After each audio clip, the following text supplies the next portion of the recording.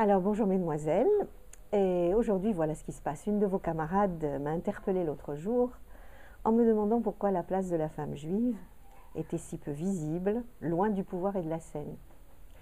Alors elle trouvait ça bien sûr quelque peu injuste et surtout frustrant.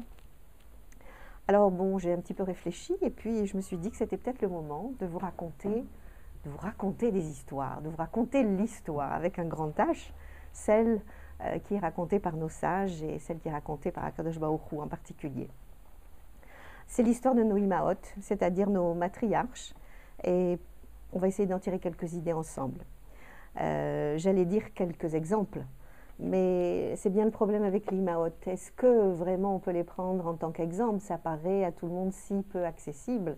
C'est déjà tellement élevé, presque au-dessus de l'humain, pourrait-on penser, que ça semble un peu difficile à saisir. Bien que, contrairement à d'autres systèmes de pensée, ce que l'on sait, ce que l'on voit, c'est que l'histoire est jalonnée par des vies très humaines. Ces histoires, ces différents faits sur les Imaot, sur donc tous nos ancêtres, sont tellement humaines que parfois même ça peut paraître choquant. Je m'explique. Pourquoi humaines? Parce qu'on se rend bien compte quand on rentre dans les textes qu'il a fallu parfois des détours très tortueux pour arriver certainement à ce qu'Akadosh Baruch Hu a voulu. Et au travers de ces destins de femmes exceptionnelles, telles que ces fameuses Imaot, eh bien on comprend un petit peu qu'elles n'étaient pas si petites, si faibles que ça, si peu visibles. En tout cas, elles avaient très certainement beaucoup de choses à faire, peut-être dans l'ombre, certainement dans l'ombre, en coulisses, mais que de toutes les façons, leur dessein était bien élevé. Alors, bien sûr, on peut peut-être commencer déjà par une petite phrase, un petit commentaire qui, à l'occasion de mes différentes lectures, m'avait beaucoup interpellée, à savoir que, en tout cas, la femme, c'est celle qui est capable de porter l'autre en elle. Je m'explique. Nous avons bien sûr le pouvoir de donner la vie, et ça, les hommes ne peuvent pas le faire. Ce n'est pas par hasard, peut-être si le mot utérus, en hébreu, se dit rechem, et qu'à partir de cette même racine, nous avons le mot rachmanout, qui est traduit bien souvent par compassion, mais enfin moi je préférais lui donner le terme de tendresse. Et ça c'est très particulier aux femmes, et il faut que nous en soyons fiers, que nous le portions comme un étendard. Voilà, ça c'était un petit préambule. Alors maintenant, si nous portons notre regard sur les Imaot, c'est-à-dire nos matriarches, sur ce qu'elles sont par rapport à nos vies, tout ce qu'on peut essayer d'en saisir, ce que je pourrais dire, c'est que loin d'être mineur, leur rôle dans l'histoire a toujours été déterminant.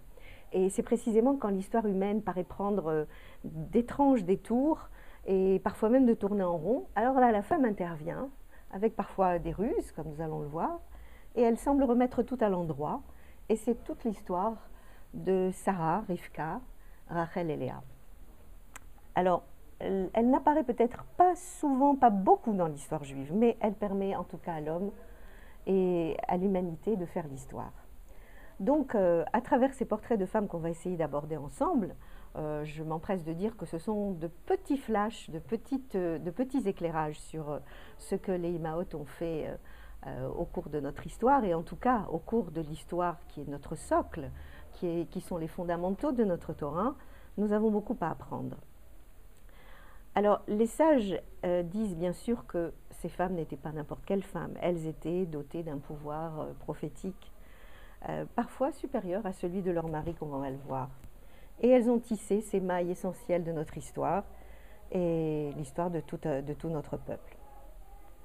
Alors, bien souvent, ce qu'elles ont fait, c'est qu'elles ont contrecarré les premiers-nés, les prétentions des premiers-nés, et elles les ont dépossédés du droit de fonder cette histoire quand elles ont vu, encore une fois avec ce Ruach HaKodesh très particulier, quand elles ont réalisé plutôt qu'il n'en était pas dit.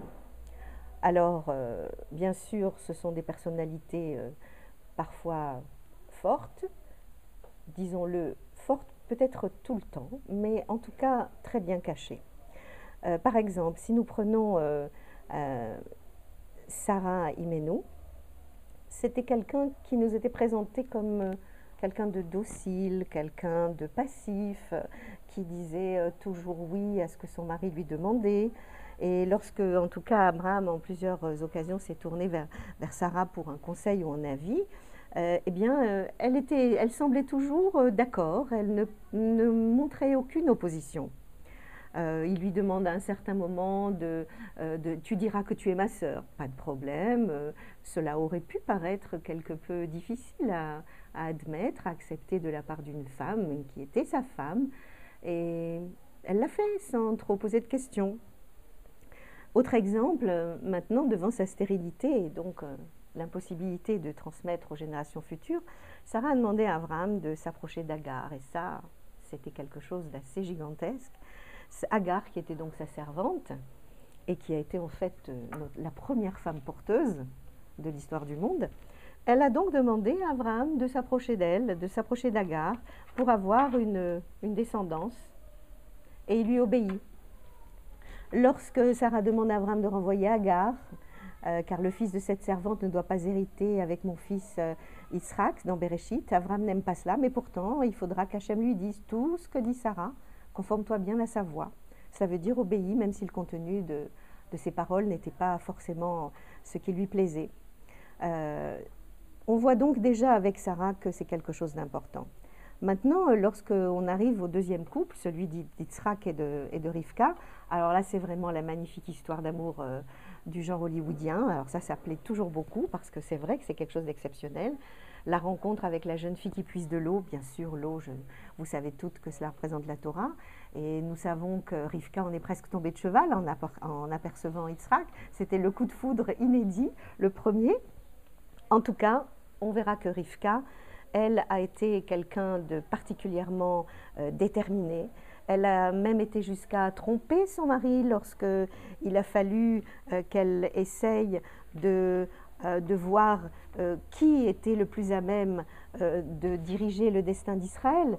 Et bien souvent, ce sont des choses qui ont été parfois difficiles, mais en tout cas, elle l'a fait d'une façon très particulière. Et quand Rivka envoie Yaakov pour justement recevoir la bénédiction d'Yitzhak, avec toute la tricherie et le jeu engagé que vous connaissez, que vous avez étudié dans le texte, en tout cas, elle avait une telle admiration pour son mari qu'elle ne l'a pas fait, elle ne l'a pas contré de manière dure en lui disant non, tu te trompes, ce n'est pas. Non, elle l'a fait à son insu, mais très certainement pour lui épargner la blessure d'avoir à se rendre compte que finalement, le fils qu'il semblait préférer n'était peut-être pas le bon.